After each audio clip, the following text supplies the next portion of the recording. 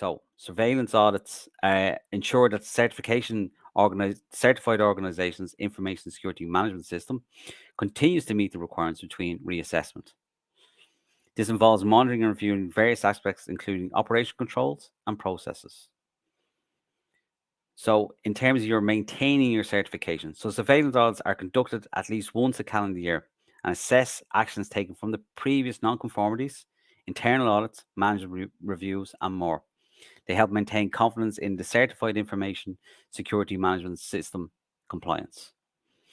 So, and then at the end of your 3-year cycle is your recertification or reassessment.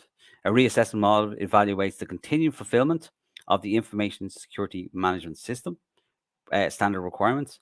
It also considers over the certification period and reviews previous surveillance audit reports. Security of our systems.